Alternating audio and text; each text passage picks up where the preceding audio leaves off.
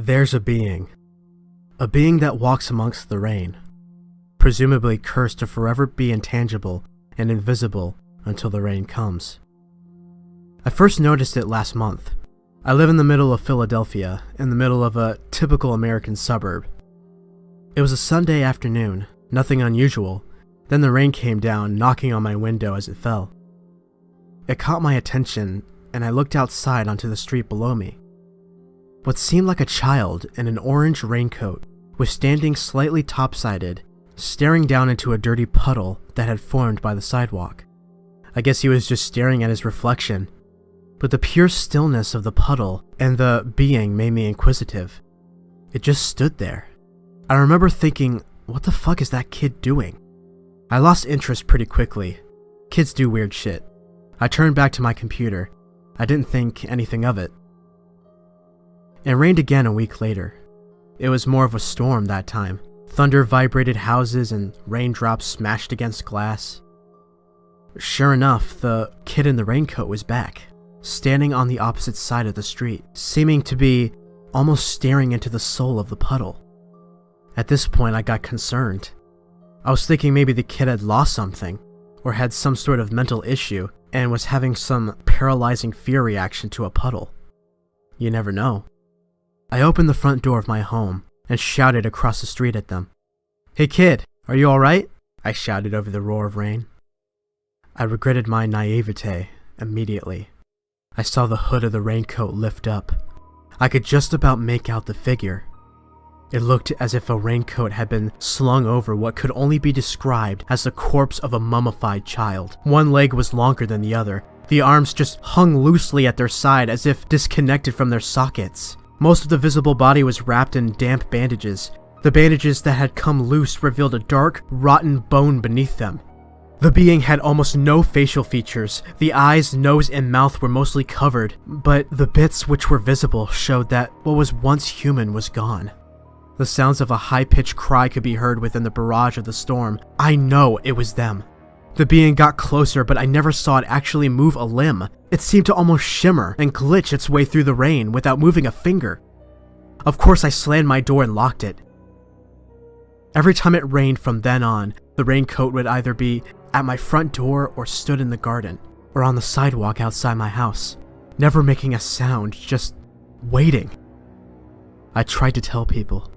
I tried to get a video of it and take pictures.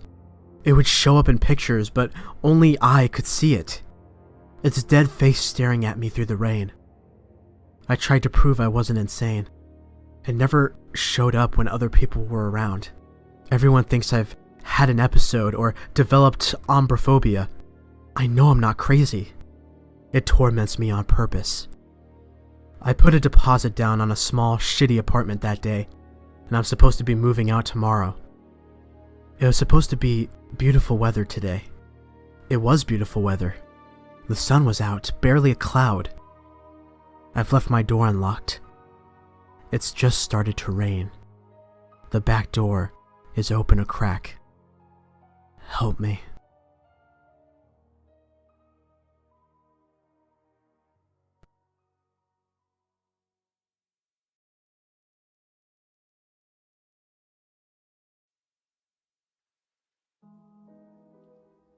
One night, at about 2:30 a.m., I was driving home from a party. The house the party was in was on the other side of the woods from my house. I drove there with a couple of friends, but they said that they would take an Uber back because they wanted to stay a bit longer. But I had to go home because my little brother was home alone, and he freaks out when he's alone for long periods of time. On the drive home, just before I reached the woods, I stopped at a gas station for some snacks so I could watch a movie with my brother when we got home. There was a deer with a scar on the bottom of his back left leg. I'm guessing because of an attack from another animal. The deer started staring at me, eerily. Then the deer ran off. I got the snacks and drinks, worth quite a bit of money, way too much money. And while I was driving through the woods, I saw the same deer as earlier, with a scar on his back left leg. I couldn't stop in time, I ran it over. I got out to see if it was okay. It was no longer living. I felt horrible, as I love all animals. I drove home and watched a few movies with my brother. We fell asleep late, about 7 a.m., since it was Sunday and I only worked weekdays. I woke up at 10 a.m., and I drove to King Soopers since my mom wanted me to pick up some groceries. Again, I had to go through the woods. The deer's body was gone, and as I was about to get out of the woods, I saw the same deer, with a scar on his back left leg. I stopped. It looked at me, eyes all whited out, blood-tinted fur. It stared at me, and I stared at it. I stayed there paralyzed in fear. 1 minute, 2 minutes, 5 minutes, 10 minutes. What felt like hours, but it was only really 10:30 a.m. Suddenly, the deer leaps towards me, breaking my windshield. I close my eyes to brace for impact. I open my eyes. My windshield is perfectly intact, but it's dark. I look at my phone. 3 a.m. The same time that I hit the deer last night, but I was facing the direction to go to my house. I had a bunch of snacks in the car, the same ones as last night. I get dizzy. I have a headache. My vision is dark. I take a drink of some water that I had in the car. I start driving. I see the deer with the same scar, but also a huge gash in its side. I put together what's going on. The deer has a scar from my car hitting it. I stopped. Every time I went through the forest, the same thing happened. I learned to just go around, but every time I see a deer, I tend to freak out just a little bit.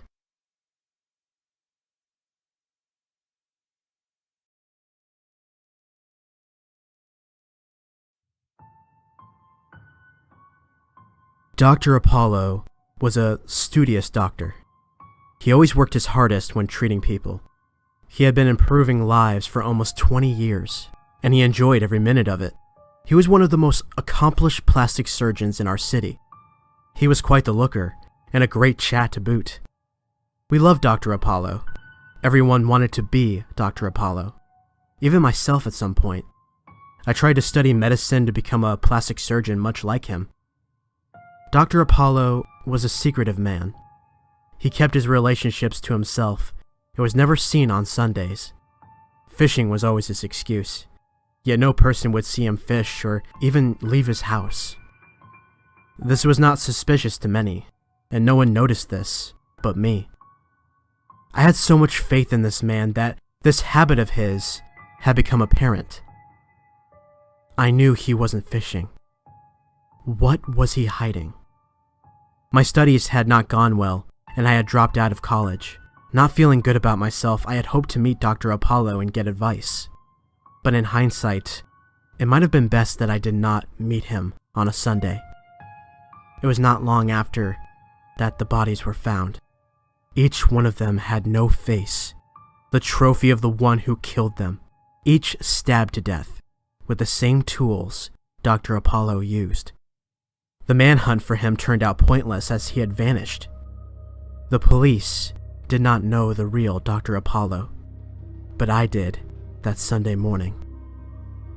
Dr. Apollo was a monster. His facade was just a cover for his crimes. It was obvious that such a good man did not exist. Why did people think he was a good man? He was wealthy, he was charming, and he was a plastic surgeon. We all wanted to think there are heroes, but it is obvious there are none. Only I knew this. I had to prove it once I saw what I saw at Dr. Apollo's house that Sunday morning. People needed to know the real Dr. Apollo. I did not need the constellation of a person like Dr. Apollo anymore. I saw you grabbing fishing gear that Sunday morning. You were going to fish. You were happy. Obviously, this was a ruse, Dr. Apollo. You were not fooling me anymore. Why pretend? I know the real you. I just need to show the world what a fake you are. You do not deserve the life you lived. You were the bad guy. You do not deserve your face. I had to show them the real you, the fraud that you really are. It is why I wear your face. My face. It does not matter what your excuses are. I gave you a lifetime with the fishes you claim to have loved so much. It is your punishment for the lie that was your life. I gave people the truth you were hiding. These deaths have woken the people up. If me continuing this means showing people that the Dr. Apollo they wanted didn't exist, then I will be Dr. Apollo for you instead.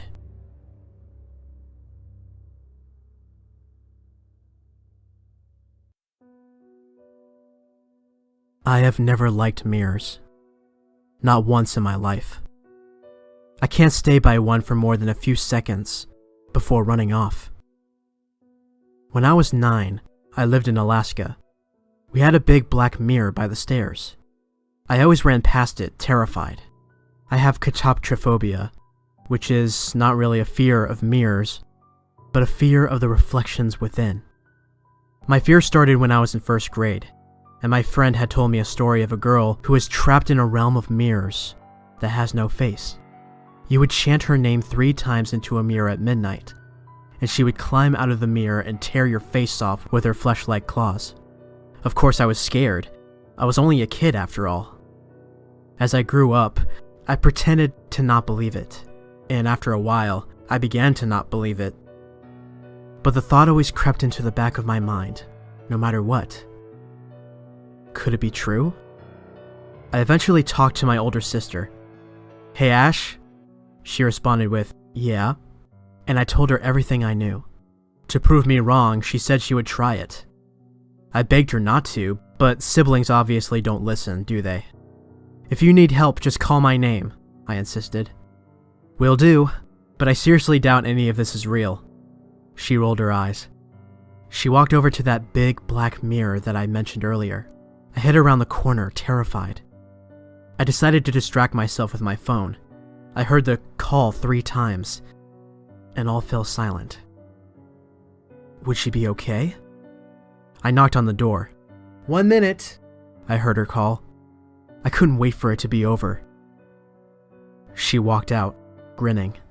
"See, nothing bad happened. Now let's go to bed before Mama kills us." I nodded, and followed her to our room, glancing at the mirror one last time. There was nothing wrong. Phew. I fell asleep, knowing everything was fine. I woke up later to banging and muffled yelling. What the hell? I stared at my sister and she was asleep. I opened the door slowly with the flashlight on my phone turned on, creeping down the stairs.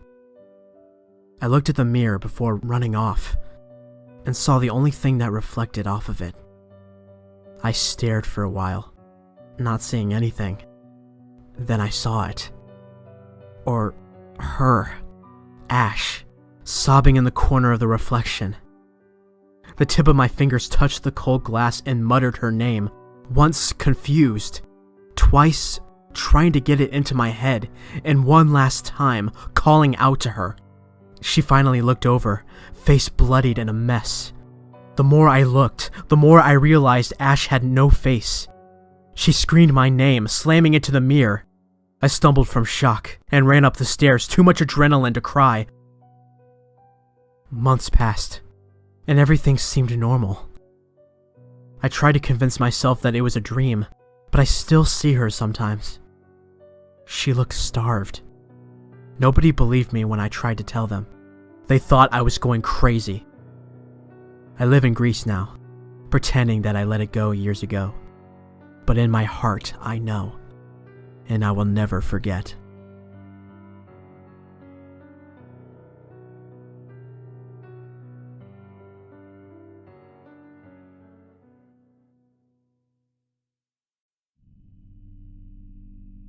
I first saw the clock as a child in the hall at my grandfather's house. If I were pressed to explain why I even remember it, I would say it's because it never seemed to keep actual time, or at least not any time we humans know. All of this was quite strange, but strangest of all was whenever it struck the 12, without fail, someone in my family would die. First, it was my Aunt Judy. To this day, I can vividly remember sitting at the table sorting my baseball cards after lunch one afternoon. and noticing the hand had finally struck 12, before rapidly spinning back around to 3. Around 5 minutes later, the home phone rang. It was the hospital. My aunt had been driving home from lunch when some maniac rammed into the side of her Jeep, killing her instantly. My grandfather fit the phone into the receiver with a sigh. "Well, I guess you're old enough now," my grandfather murmured before sitting down across from me and explaining the clock's peculiar properties. According to him, his grandfather found it on the side of the road and picked it up, curious. Shortly after, however, he would come to fiercely regret it. He soon realized 3 things. 1.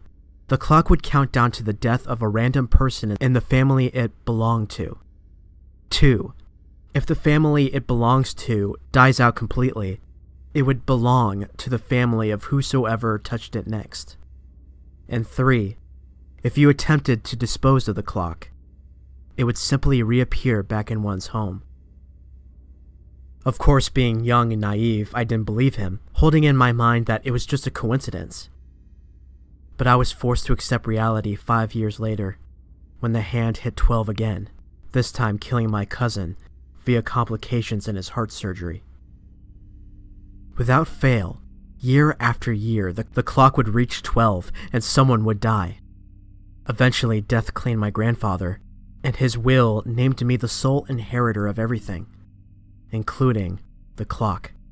Honestly, I wanted nothing to do with the thing, but no matter what I tried, the clock would simply reappear in my room. I could, of course, ignore it, if not for one little thing. The ticking. The incessant reminder of all I've lost, with every talk, tick, tock. Just ticking and ticking and ticking and ticking, leading to the eventual toll. Its baritone chime driving me to madness, day in and day out, almost as if taunting me. That scratchy metronome tick would pulse, getting louder and louder as it got closer to the bold 12, superimposed in its face like an executioner's hood. This thing had taken everything and everyone I ever cared for, even when I met the love of my life. The moment we got married, the clock decreed her impending doom, stealing happiness from my reach yet again. Only now, I have no more family left. It's standing there mocking me still, with that infuriating tick. It's 11:58.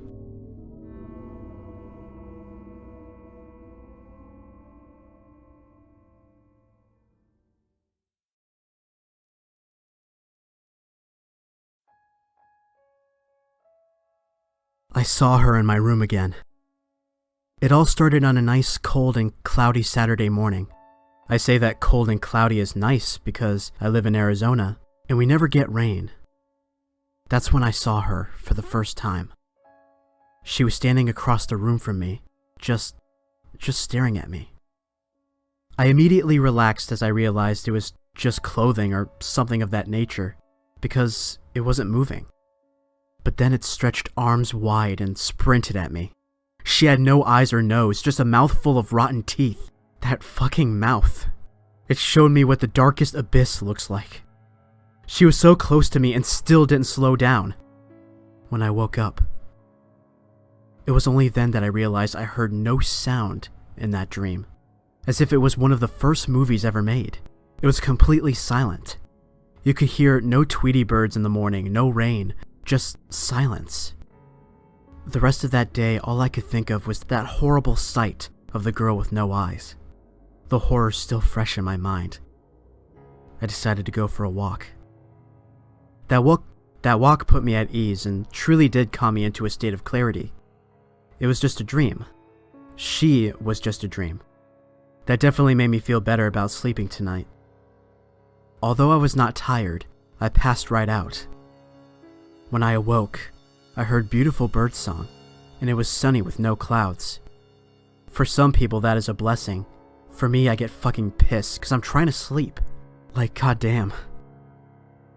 But when I realized where I was, and what could possibly happen, I glanced directly across the room. and to my surprise, I didn't see her again. The rest of my day seemed easier. I went to go see a movie. It was a nice comedy. For the first time in what felt like months, I laughed the most genuine laugh possible. I felt good. I felt nice. I felt okay. I gave my mom a call and told her that everything has been fine lately. Ever since Dad died, she seemed lonely. I like to call her every once in a while to see how she's doing. I see now that she needs help at her house. Her frail voice says it all, and I tell her that I am packing my stuff up tomorrow and am moving in there. The next night I slept much easier. I awoke again to a nice and cloudy day. That's strange, I said in my head. The weather forecast said it would be sunny for the rest of the week. I have to get all of my stuff ready. I then realized that I heard no birdsong. As a hand as cold as ice and nails as long as the longest wraps around my neck, I tried to scream, but it was cut off by the sounds of flesh being ripped from bone. And then I woke up to hear birdsong, but still seeing her sitting in my room, unmoving.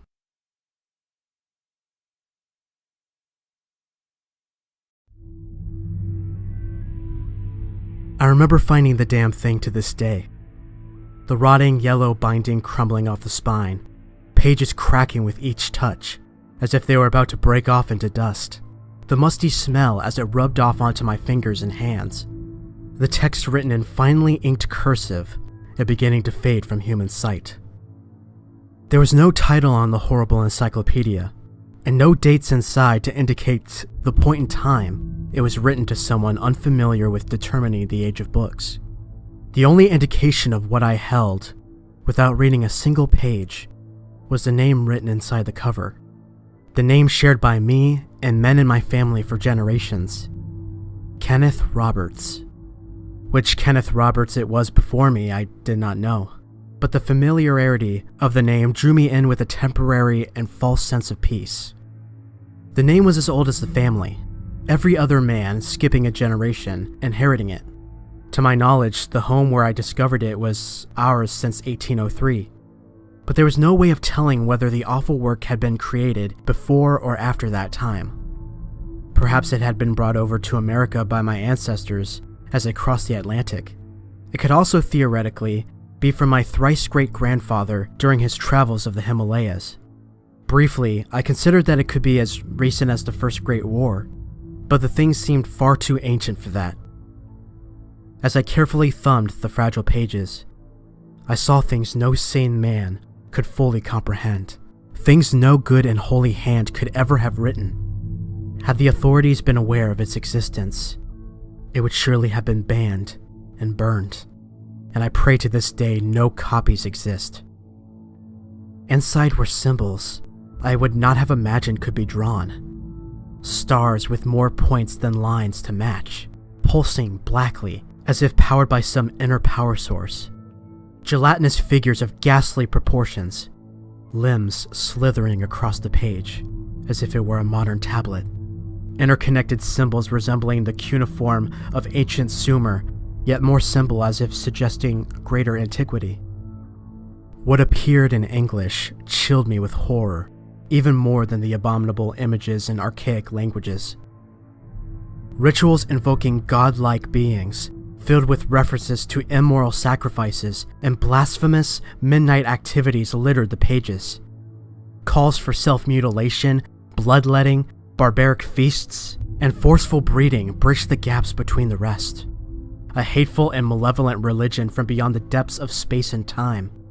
Yet none of this was the full extent of the horror. And indeed, the final revelation, which so greatly rattled my sanity, had nothing to do with general morality or concern for others in general. The fear was not in any way altruistic, and for long after I did not think of anything other to or outside of myself. For in that dreaded, rotting book was one tale far beyond the others I had read. Palms sweating, eyes aflame, and mouth gaping wide. It told of how Kenneth Roberts was honored above all, a martyr of the cause, a saint of the damned, and patron of the wicked. He was nothing special by blood and birth, nobody ruling on ideas of gold or economy.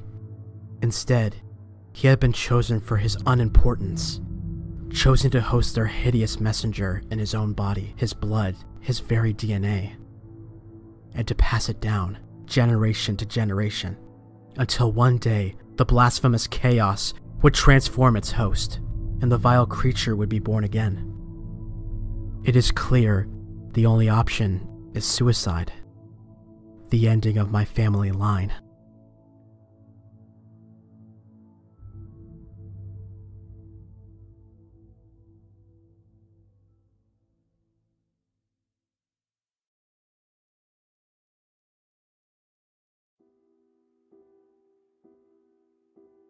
So I live in Australia, and when I was 10, my dad took the family, which was him, my mom, and myself at the time, up to Deniliquin to do renovations on his mom's house with other family members such as my uncle, dad's brother, and some other family members. One night after they had finished their work for the day, it was late, and I was getting ready for bed. I hopped into bed and couldn't really sleep as the old house gave me the creeps. The house was pretty cold at night, so that was also keeping me from falling asleep. Since I was still awake, I heard the conversations that my dad and the other adults were having in the kitchen/lounge room area. After some time went by, they ended up all leaving the house through the kitchen screen door. I overheard them saying how they were going out to pick up some more supplies for my uncle's place and alcohol. The fly screen door had this loud screech to it as the old hinges moved when it opened. They all had left, and the door closed with a clanging sound, but not a click to indicate that it had closed completely shut. After the noise died down and I finally warmed up, I began to doze off. Not long after I started dozing, I was having weird and scary dreams that disturbed my sleep, and as if to come and rescue me, I heard the fly screen door loudly screech open and click shut. This, waking me up from my half-asleep state, signaled the arrival of my dad, so I got up out of bed and made my way down the short corridor to the lounge room wall. I peered around the wall, ready to tell my dad that I had been having bad dreams, but something wasn't right. The sounds of their loud conversations couldn't be heard, and no car lights shone through the front door. I poked my head around the wall into the living room and said, "Dad?" But this came out as a short gasp, as I realized he wasn't there. Here's the chilling part.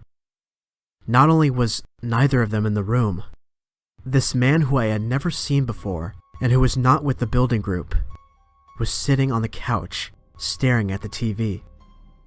This dude had just turned on our TV. This man had long dark hair and a ponytail and a beard, and wore a gray button-up shirt and black jeans. In fear and not knowing who this was in the house, I slowly backed away from the wall and tiptoed back to my room and under the covers. I found it hard to get back to sleep, but then again I heard the fly screen door open, but this time I heard the loud and cheerful voices of my dad and the others. I flung out of bed to tell him what I saw, but strangely that man on the couch was not there anymore, and I had not heard the fly screen door close while I was awake again to signify him leaving. I'm 18 now, and my dad still doesn't know who the man was.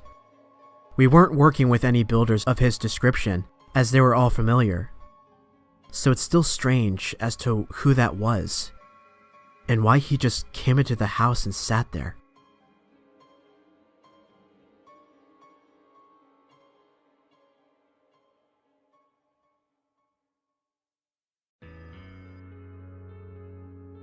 When I was about 5 years old, me and my family had just moved into a new house. It was pretty big and spacious. We even had an extra bedroom and bathroom. When we fully moved in and got situated, I started to hear weird noises coming from the house. I told my parents and they said they would contact someone to see what it was. They determined it was just the pipes in the house that were clanking and would get them fixed as soon as possible. For the time being, I slept with my parents because I was still scared. A few days go by, and everything seems to be fixed up with the pipes, and I didn't hear any noise. After a few years of living in the house, we decided to get a dog we named Butterscotch. Butterscotch was a golden retriever who was just 5 months old, and I thought he was the cutest thing in the world. I would take him on walks and would do just about anything with him. That's why I was in so much distress when he ran away.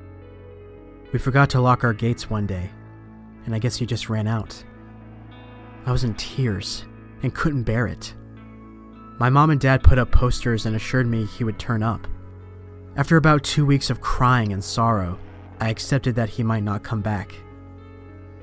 When I was starting to doze off, I heard what sounded like a whimper coming from the guest room. I thought it must be Butterscotch, but when I ran in there and I opened the door, the thing that I saw haunts me to this day. It was Butterscotch, but it was so hard to tell.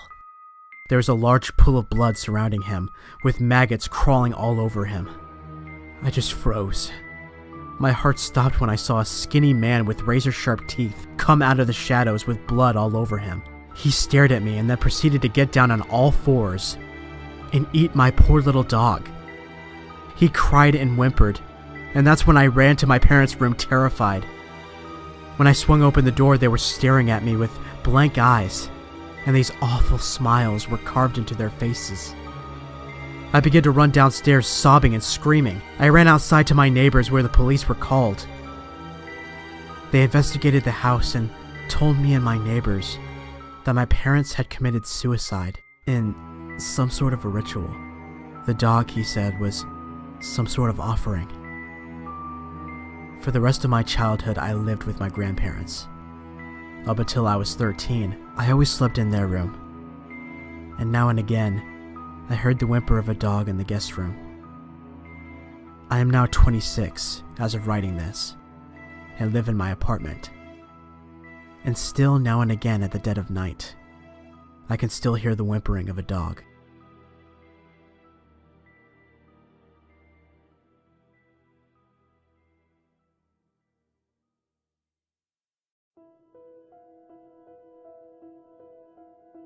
It all started 4 days ago.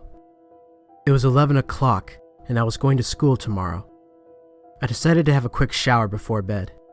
I'm the type of person that naturally has long showers, sometimes even up to an hour. I tried to be quick this time, but I knew I'd take more than 20 minutes no matter what. After I was done, I checked the time. I was expecting it to be 11:45 or even 12 a.m. But the clock time still showed 11 p.m. in bright blue numbers. I'm not the kind of guy to just brush something like this off. Some might just play it off as a broken clock, but not me. I'm always looking for something interesting or unusual to write or tell stories about. I dried off with my towel while thinking rapidly. It probably is just a broken clock, I think. But what if it's not? I was getting an uneasy feeling when the clock still showed 11 o'clock a few minutes later. I was dressed into my nightgown. Yes, I know it's for girls, but it's comfy, and I was ready to sleep. I checked the clock again. 11.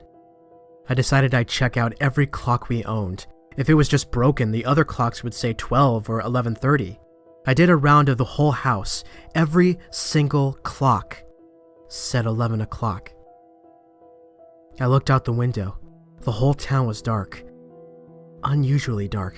Usually the streets are illuminated by street lamps or house lights. But it was dark. So dark I could barely make out the figure standing across the street. It was still, and too dark to decide if it was any threat. Probably just a drunk homeless guy, or maybe a sleepwalker. I closed and locked the window. I was driving myself crazy. I decided to just go to sleep and figure it out in the morning. I woke up and rubbed my eyes. 11 o'clock p.m. The clock hadn't moved at all. My digital clock showed 11 as well as the wall clock. I had an uneasy feeling. I checked in on my mom and dad. Still asleep. I checked my phone's time. 11. I decided I'd time a minute or so using the stopwatch and see what happened. I pushed start on the stopwatch. I don't remember what happened or how it did, but the phone turned off. When I clicked it back on, the time still said 11. Now, I could have done a lot of better things than what I did next. I could have called someone or just tried to ignore it. But I didn't. I don't know why or when I decided to do it, but I went outside.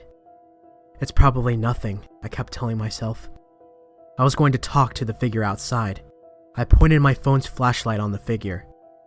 The light turned off as soon as the light hit the figure, and I'm glad it did. It had a deformed face. It had pale skin and 2 dark sockets sunken into its skull, where the eyes should be. I just stared for a minute, frozen. "What?" I stammered. I turned back to look at my house, then at the figure. I could run and risk it chasing me. I could talk to it, or I could pretend like I didn't see it. I tried talking to it first. "Excuse me, can I help you?" I said in a small voice. The figure stared at me, still as a boulder. I backed away. Without thinking, I ran inside my house and locked the door behind me. I immediately rushed to the window. The figure was gone. I turned to the clock in my room. Still 11. It's been 4 days. I'm stuck in my house, and going outside isn't an option after that figure. I don't know how much food I have left. I've called everyone. No one answered. It's like someone pressed pause. If there's no edit to this story, assume it's still 11.